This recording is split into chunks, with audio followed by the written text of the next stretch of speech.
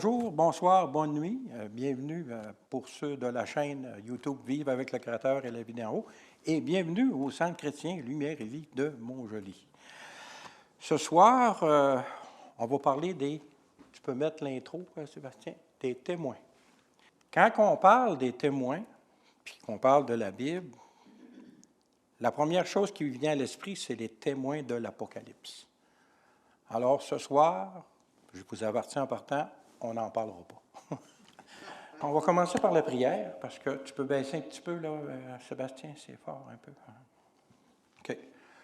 Seigneur, on aime ta parole, Seigneur. Qu'est-ce qu'on ferait aujourd'hui en 2024 si on n'avait pas ta parole pour nous garder dans le droit chemin?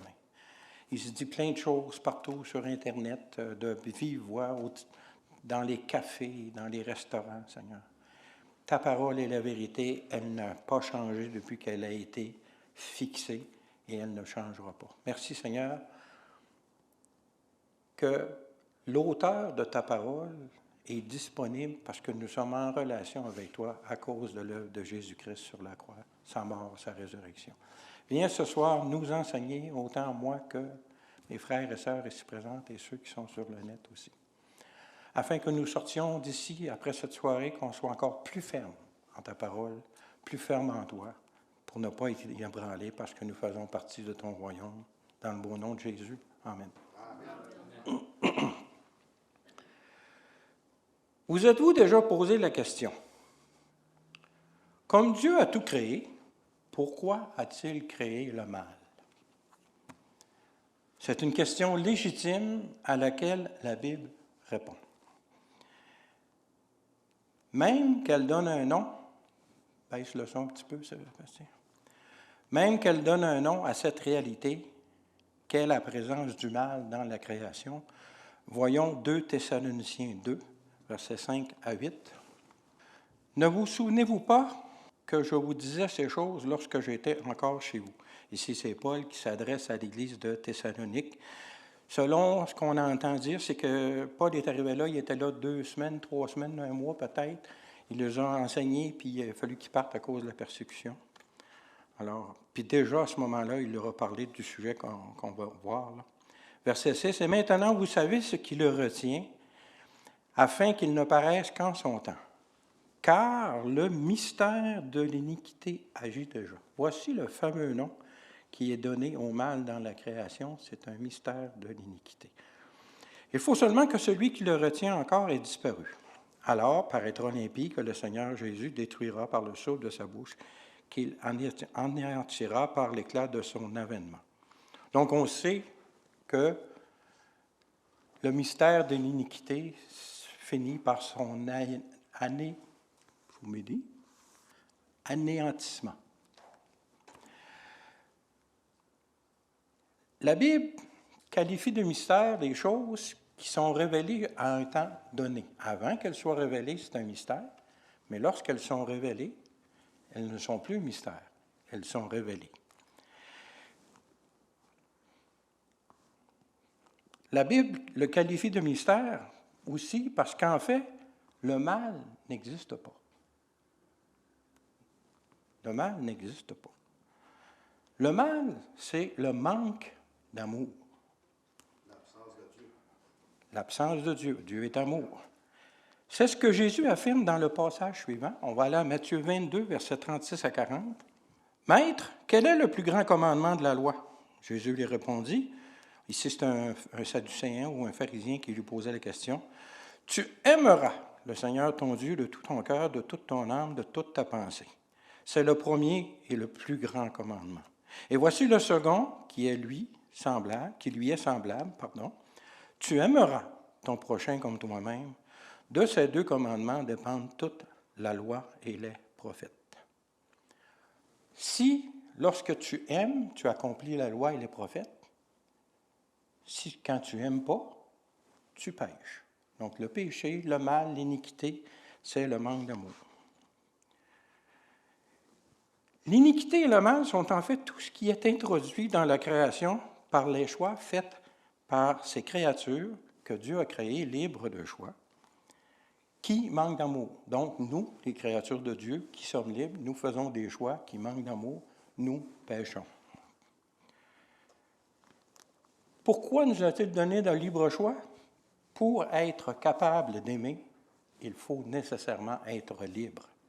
S'il n'y a pas de liberté, l'amour est impossible. Ça fait de nous des robots, des machines à coudre, des poêles, des frigidaires, quoi que ce soit.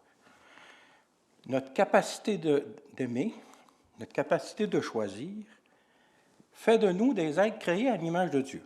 Dieu lui-même est amour, et les humains sont à son image, donc il nous a donné la possibilité de choisir afin que son image en nous soit complète.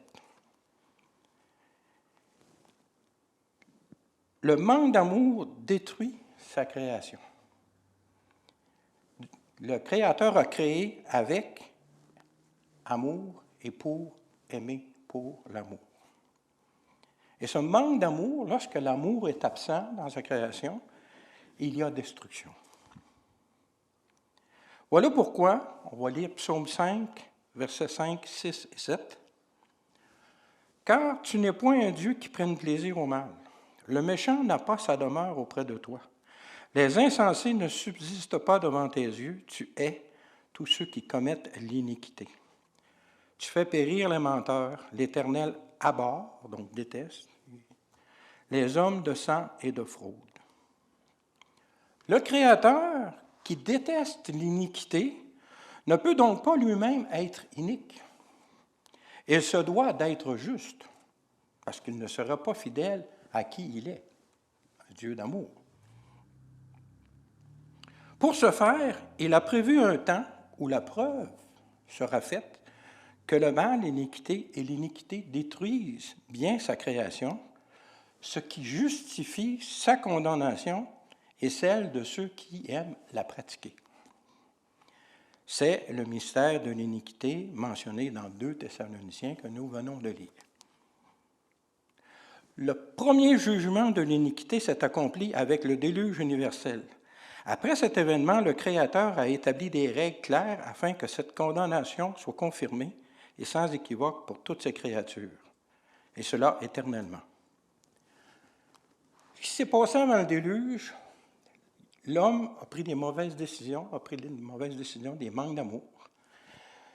On voit dans le livre de la Genèse, dans les 6 premiers chapitres, comment ça s'est développé. Et il n'y avait pas de règle établie comme telle, parce qu'au début, c'était une création parfaite. L'homme, s'il n'avait pas péché, aurait vécu éternellement. On peut voir ça comme une gang de malfaisants qui rentrent dans un commerce puis ils virent tout ça à l'envers. Ce qu'on peut voir du déluge, on veut faire une image à notre dimension qu'on peut comprendre. C'est une gang de malfrats qui arrive dans un magasin puis ils virent tout à l'envers. La police arrive et dit là, ça n'a pas d'allure. Ils ramassent tout ça, ce monde-là, puis ils le mettent en prison. C'est ce qui est arrivé au déluge. Vous allez me dire, oui, il y a eu des morts, plein de choses, mais le corps est mort, mais l'esprit de chaque personne est encore vivant.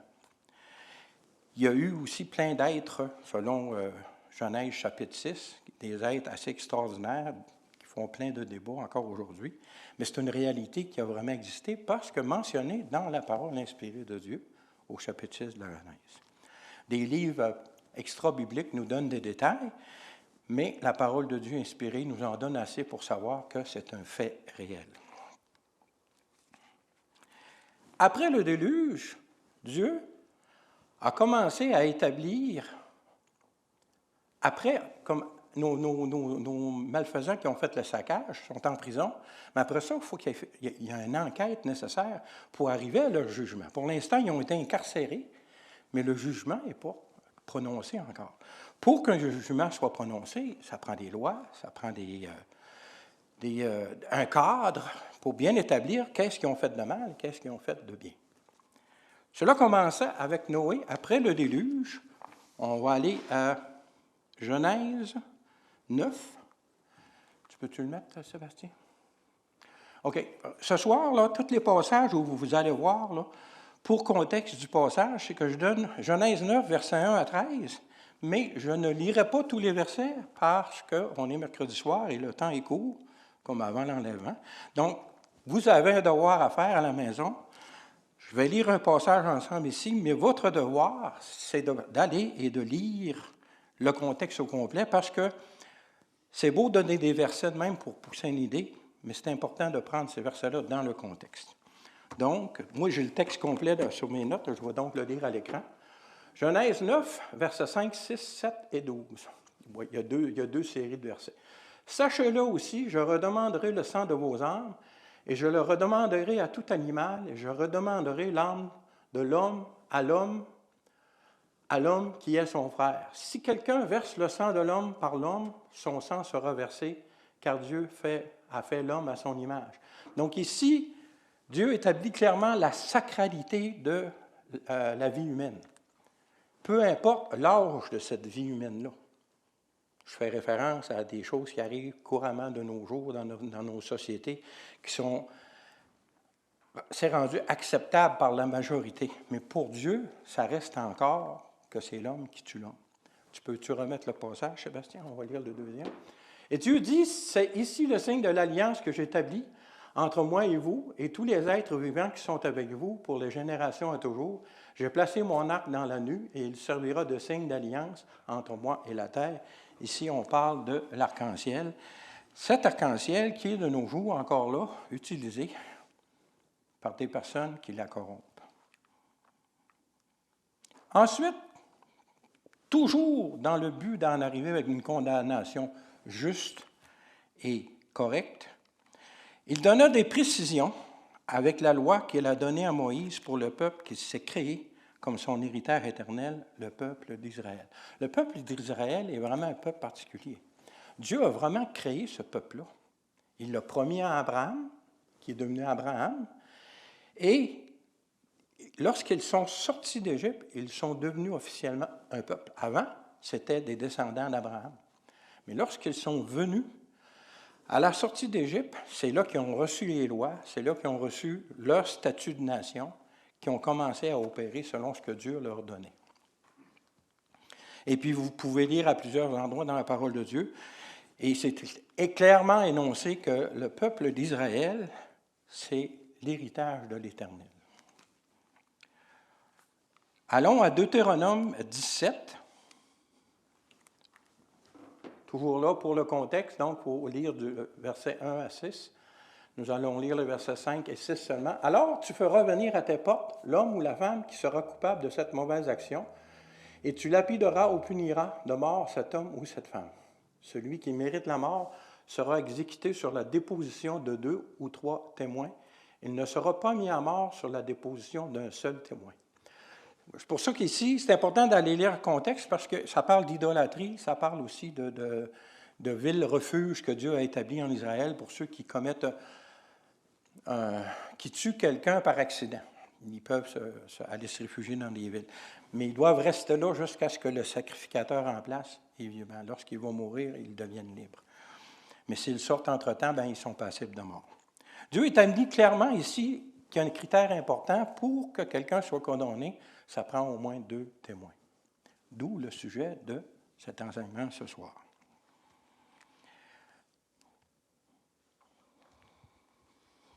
On va aller au Deutéronome 19.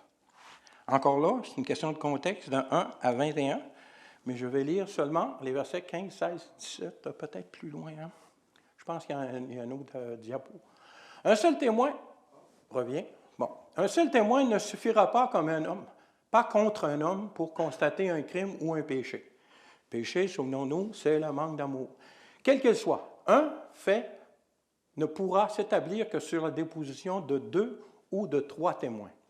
Lorsqu'un faux témoin, parce qu'il y a, et il y aura des faux témoins, et il y en a, s'élèvera contre quelqu'un pour l'accuser d'un crime, les 2 hommes en contestation comparaîtront devant l'Éternel, devant les sacrificateurs et les juges alors en fonction. Passe à l'autre diapo. Les juges feront avec soi des recherches.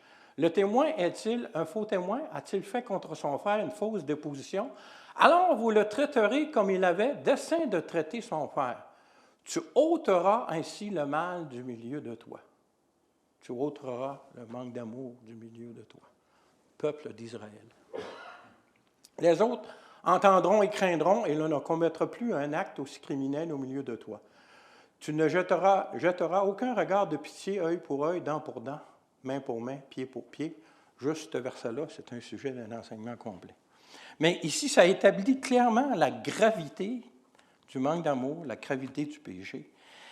Et ça établit clairement que nul ne peut être condamné à moins qu'il y ait deux témoins valables, deux vrais témoins.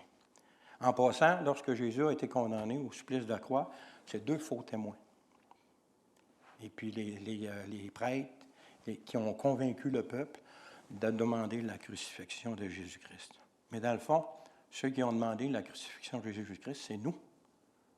C'est nous, par l'iniquité qu'on commet dans nos vies, par nos propres péchés.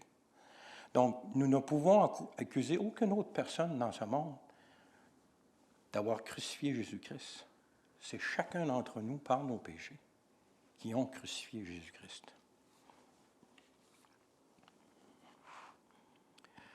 La Bible enseigne que le mystère de l'iniquité finira par l'anéantissement de l'impie et de son royaume après que le jugement sera prononcé. Donc, on a lu tout à l'heure 2 Thessaloniciens 2. On va aller directement à Apocalypse 6.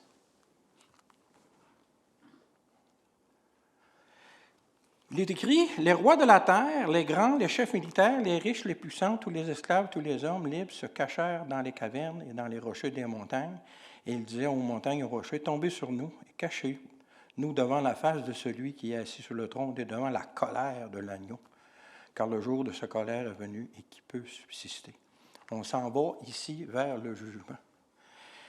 Avez-vous déjà vu ça, un agneau en colère? C'est particulier. Car le grand jour de sa colère est venu et qui peut subsister? Car la Bible enseigne clairement qu'il y aura un jugement. Il y a bien sûr le jugement final, celui du grand trône blanc. On peut voir ça dans Apocalypse 20, versets 10 à 15. « Et le diable qui les séduisait fut jeté dans les temps de feu et de soufre, où sont la bête et les faux prophètes, et ils seront tourmentés jour et nuit au siècle des siècles. » Ce qu'il faut remarquer ici, que la bête et le faux prophète sont déjà dans le lac de feu, mais toutes les autres, comme les anges qui ont été attachés dans le séjour des morts, lors du déluge, ils sont encore là. Ils vont être jetés seulement qu'à ce moment-là, eux autres aussi, dans le lac de feu, qui est l'accomplissement du jugement final sur l'iniquité et sur ceux qui aiment la pratiquer. Puis je vis un grand trône blanc, et celui qui était assis dessus, la terre et le ciel, s'enfuirent devant sa face, et il ne fut plus trouvé de place pour eux. Particulier, hein? Notre Dieu est grand. Il a fait toutes choses, il contrôle toutes choses. Comment ne pas nous humilier devant lui, juste en réalisant qui nous sommes et qui il est. Verset 12. « Et je vis les morts, les grands et les petits, qui se tenaient devant le trône. Des livres furent ouverts, et un autre livre fut ouvert, celui qui est le livre de vie. Miséricorde de Dieu. Et les morts furent jugés selon leurs œuvres, d'après ce qui était écrit dans ces livres.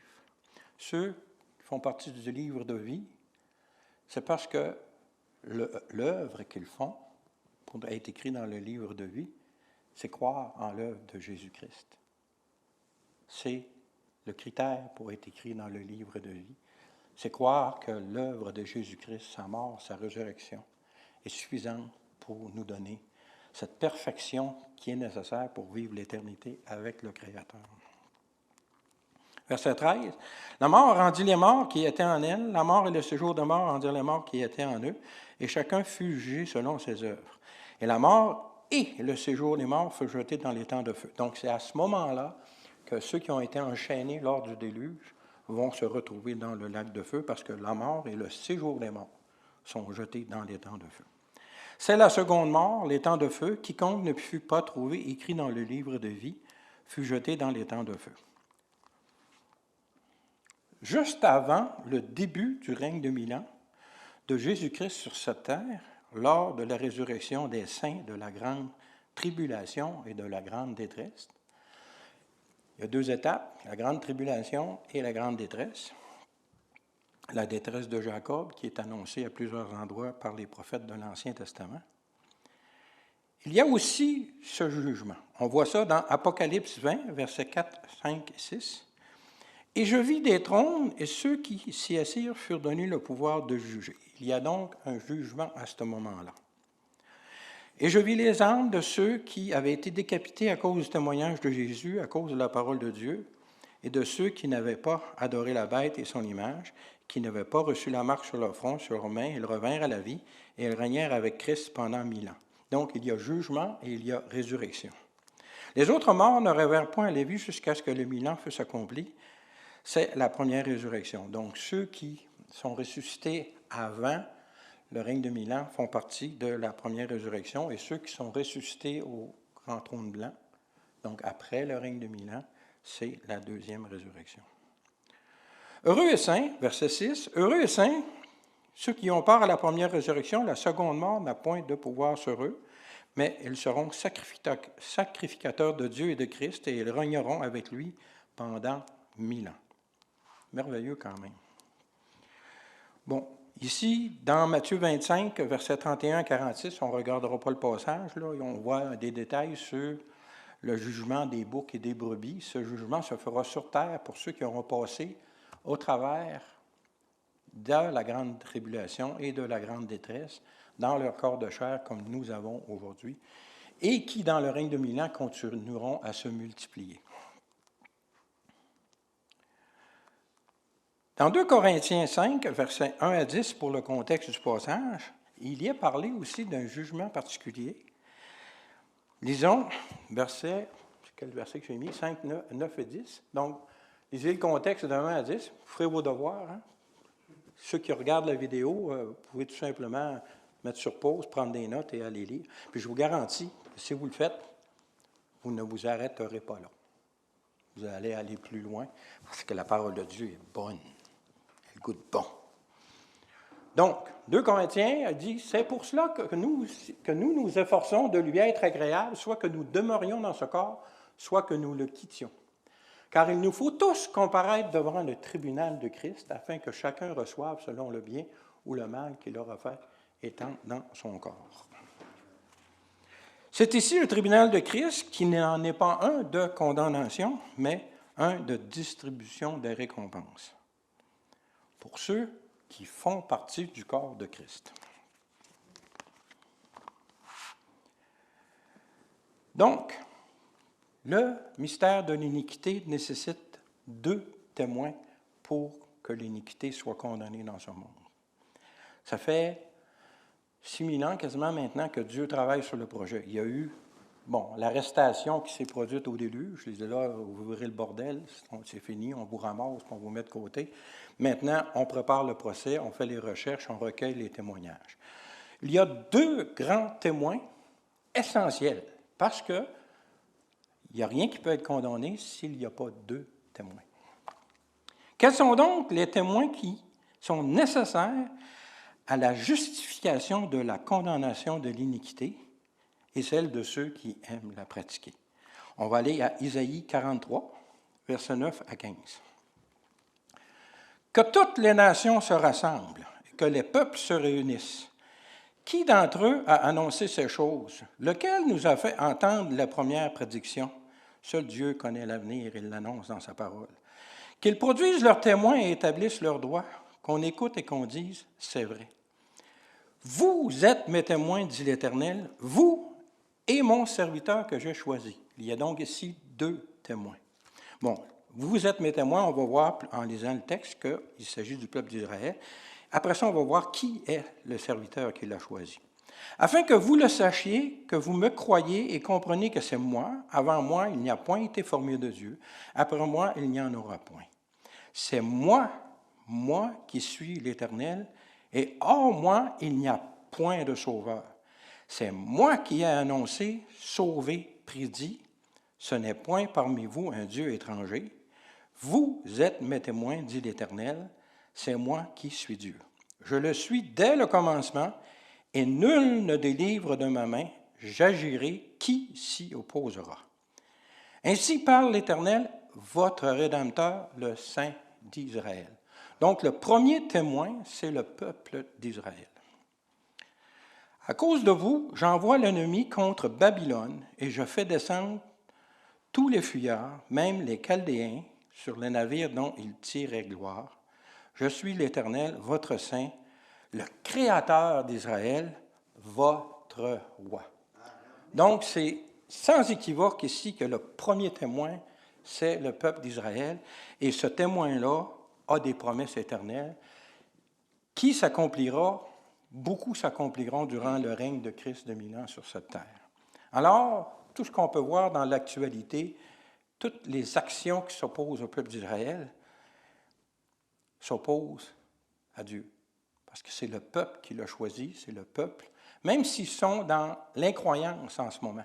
C'est même annoncé dans la parole de Dieu que Dieu va les réunir à la fin des temps en incroyance, même que la grande détresse va les amener à la repentance, puis ils vont enfin reconnaître que Jésus-Christ est leur Messie qu'ils ont rejeté il y a près de 2000 ans maintenant. Maintenant, pour voir qui est le serviteur que Dieu a choisi, on va aller dans Isaïe 42, donc qui est un passage à Isaïe 43. Pas fort en mathématiques, mais c'est facile à savoir. On va lire, encore là, il y a un contexte, versets 1 à 8, pour avoir l'idée au complet, mais nous allons lire les versets 1, 2, 3. « Voici mon serviteur que je soutiendrai, mon élu, en qui mon âme prend plaisir. J'ai mis mon esprit sur lui, et il annoncera la justice aux nations. Il ne criera point, il n'élèvera point la voix, il ne la fera point entendre dans les rues. Il ne brisera point le roseau cassé, il n'éteindra point la mèche qui brûle encore. Il annoncera la justice selon la vérité. » Je vous dis, allez lire le passage, il est super intéressant. Ça identifie clairement Jésus, le Christ, qui est venu sur cette terre il y a environ 2000 ans, maintenant en 2024. Le passage suivant que nous allons lire révèle de qui est composé en 2024 sur la terre le serviteur élu du verset 1 que nous venons de lire, qui est aussi le deuxième témoin. Donc, dans le passage d'Isaïe 43, on a lu au verset 10, « Vous êtes mes témoins, dit l'Éternel, en parlant du peuple d'Israël, vous et mon serviteur que j'ai choisi. » On sait maintenant que c'est le Christ Jésus. Donc, ce deuxième témoin, nécessaire à la condamnation de l'iniquité, afin que le mystère de l'iniquité arrive à son terme. On va aller dans Acte 1, versets 6 à 11. « Alors les apôtres, réunis, lui demandèrent au Seigneur Jésus, encore là, vous pouvez aller lire le contexte, « Est-ce en ce temps que tu rétabliras le royaume d'Israël? » Donc, les apôtres étaient sûrs et certains que le royaume d'Israël serait rétabli un jour. Il leur répondit, « Ce n'est pas à vous de connaître les temps ou les moments que le Père a fixés de sa propre autorité.